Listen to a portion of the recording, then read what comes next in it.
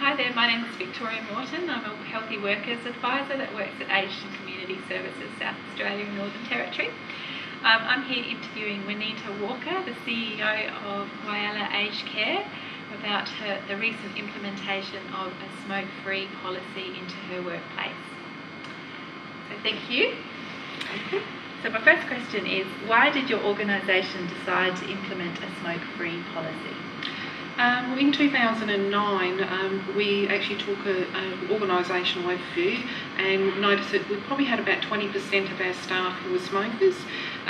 We had 12 of our residents, of 140 residents, that were smoking.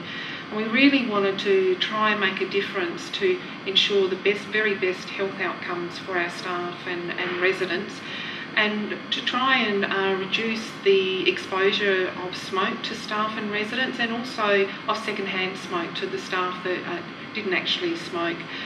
We also needed to make sure that we were complying with Work Health and Safety, the Aged Care Act and the Tobacco Control Act.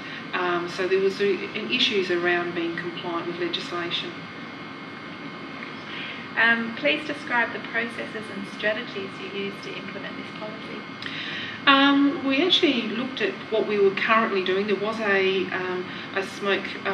was a smoking policy, but that was actually around designated smoking areas, which wasn't working.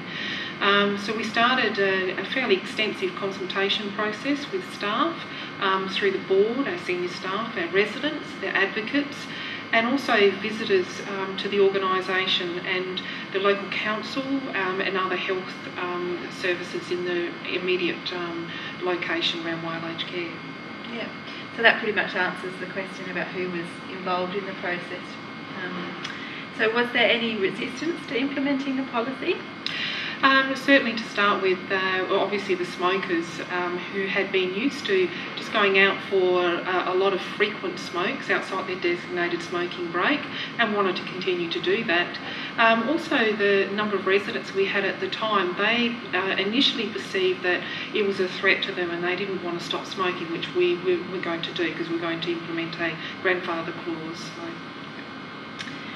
So what sort of resources or support did you offer to your staff before the policy was implemented? Obviously through consultation is sort of the quick support services, so nicotine replacement, counselling, the online services, and we promoted those quite widely through memos to staff, brochures, emails. We also used the local media to publicise that as well. And then as sometimes staff actually started to try and give up smoking, it didn't work, so we were there at every step of the way to try and support them for when they were ready. And are those things still in place, those support offers still offered? Yes, they are in place. It wasn't a huge uptake from staff, but we do promote it, so if they are ready to start again, or that support is actually there for their immediate partner as well, because we know probably it'd be more successful if both the staff member and their partner were trying to give up smoking at the same time, and also those support services are there for residents. So have you noticed any changes to the workplace, so either to the staff or environment, that is either positive or negative? Well, we've actually obviously gone from over 20% of our staff who were smoking, and we believe it's now under 10%.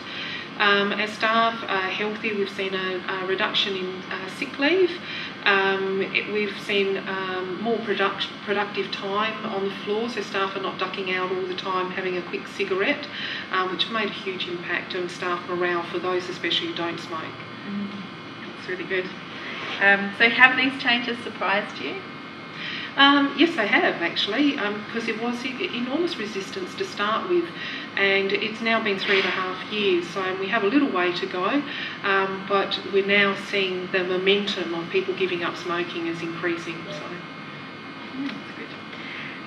So how will you or have you evaluated the effects of having a smoke-free policy? We're actually about to evaluate our smoking policy. We'll review that. The next steps is actually, because we now require everybody to go off-site smoking, we need to review and make sure that's being done safely, because we still have some responsibility to our staff. And we also want to evaluate the age groups of our staff who've actually given up smoking, and is the staff who've given up smoking, is that because they've left the organisation, and how many have actually given up smoking while they've been at the organisation, and also the number of new staff, did they smoke when they started with the organisation? So, Yeah, that's good. So finally, what piece of advice can you offer to organisations who are considering going smoke-free? Can't say enough around consultation. Lots of communication, use every avenue possible, and it really does need to be led by management and leading by example. So if your senior staff or management are smokers and they're not leading the example, it won't be successful. Do it slowly, it does take time, and don't give up, because it isn't easy, but small steps, just chipping away one step at a time.